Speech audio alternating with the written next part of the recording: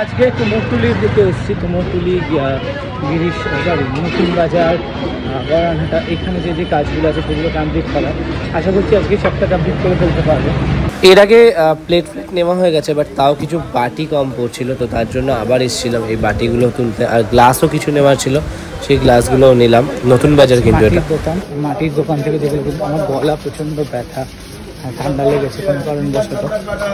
এই যে দোকানটা আছে নতুন বাজারে, এই মাটির দোকানটা থেকে কিন্তু আমি প্রতিবার নিই। এখানে ঘটগুলো খুব সুন্দর পাওয়া যায়, শুধু ঘট না জিনিসপত্রগুলো খুব সুন্দর পাওয়া যায়। এছাড়া সব থেকে বড় কথা হলো দামটা ঠিকঠাক। হ্যাঁ, তো কুমোরটুলিতেও দামটা ঠিকঠাক, বাট এখানেও পাওয়া যায় ভালো।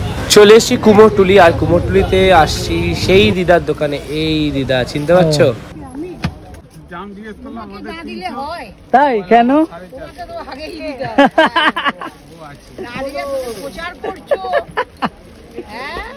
আচ্ছা হ্যাঁ আছি দাও ইয়ে দাও।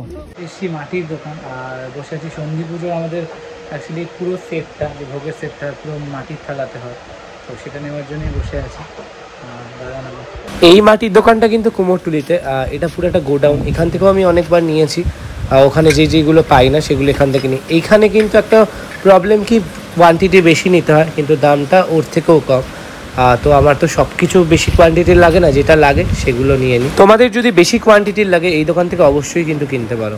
বাবা দিদা আজকে কোন দিকে সূর্য উঠেছে দেখ, আমার জন্য পেলি দেখ। যে আসবে তাদেরই কি খাওয়াবে নাকি? না এটা আমার স্পেশাল, আমার স্পেশাল।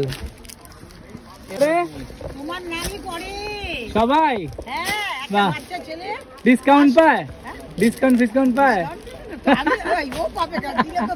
ও আচ্ছা বাহ, হয়ে গেল। বুক দাও লক্ষ্মী সরস্বতী। আচ্ছা শাড়ির দাম কি পড়ে? শাড়ি 600 টাকা শুট। বিশাল বের করে দিয়েছে আমার জন্য, শীষ ভালো। বাহ, এখন দাম কত করে গো? একই দামই আছে 30। বাহ, পিস 30 টাকা। ও তুই আমি ভাবলাম বান্ডিলটা বলছে।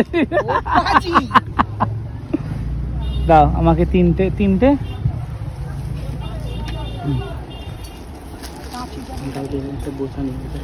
হ্যাঁ, গোছাতে কটা থাকে? বগের পালো, বগের পালো। বগ দেখেছো? কেরল থেকে আসে। কেরল থেকে? এখানে তৈরি হয় না? এখানে তৈরি হয়, কেরল থেকে পালকটা আসে। আচ্ছা, তারপর আবার সাদা করে।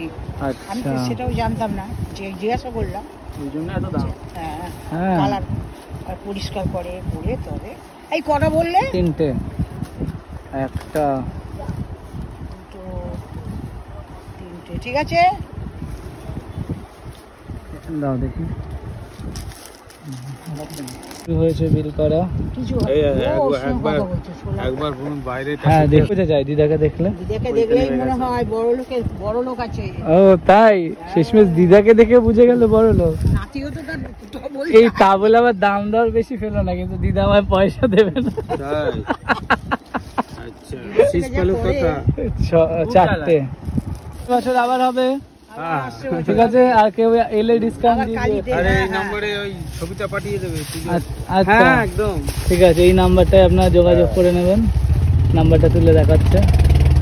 শুধু ফোন নাম্বারে শুধু হ্যাঁ ফোন করে শুধু একটু হ্যালোটা জোরে বলতে হবে। ঠিক আছে, টাটা। কত কোনগুলো তোমার থেকে কি নেবো? আমার থেকে কি নেবে বলে তো প্রতিবারই ভিডিও শুরু হয়ে গেল। হ্যাঁ বেশি না।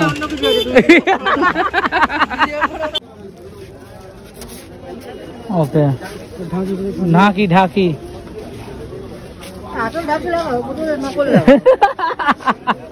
আসল ঢাকি পা তো আসে। হ্যাঁ, পেরেক দিয়ে একদম ক্যাম্পে। কোথায় এটা তোমার বাড়ি? হ্যাঁ, তোমরা যদি না বলো যে হবে না না বলে দেবে, আবার লাগিয়ে দাও। কি বিক্রি করতে বসেছো? একটা জিনিস তোমাদের সাথে না শেয়ার করেই থাকতে পারলাম না, কিছু দোকানের ব্যবহার এত বাজে না। দেখো, প্রত্যেকটা জিনিস কিনতে গিয়ে সামান্য একটু বার্গেনিং করবো 5-10 টাকা, তাহলে এরকম বিহেভিয়ার এই দোকানে যে আমি কিনি সেই দোকানের ব্যবহার তার ঠিক অপোজিটের এই দুটো দোকান যদিও একই লোকের ব্যবহার। তোমরা যদি কিছু কেনো অবশ্যই আমার দোকানটার থেকে, মানে দিদার দোকানটার থেকে কিনবে, কারণ সেখানে অনেক ভালো পাওয়া যায়।